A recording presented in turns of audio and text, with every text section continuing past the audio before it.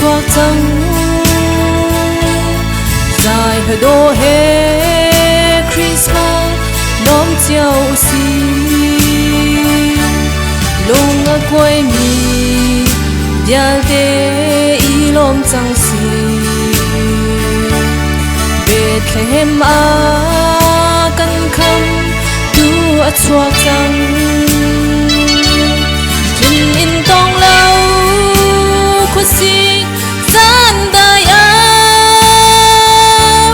anh in chim mô van bồi pha phân hiền gần xoay ruộng na tua a pha tuk na kan tut na very angan tuk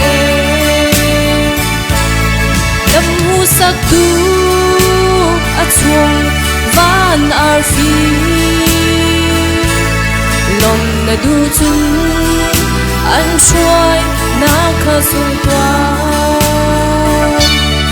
i valai do nak le sung par nak khi chu tong lâu ding in an phen sual la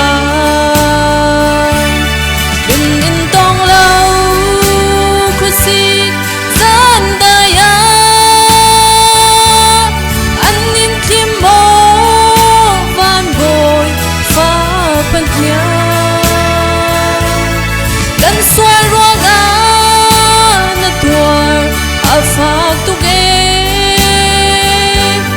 na kan tot nak vel hi angan tuk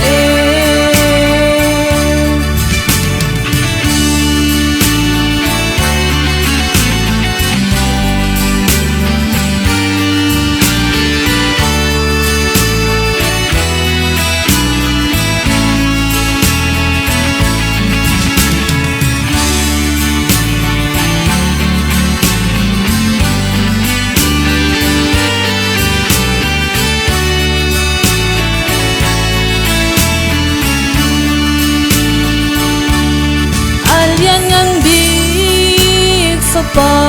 chu pan in zan tu khar le mi phim bang kan tlau mo hi bo lei mi mid in tu kho lo hi toi dor na gun in a kin na ton la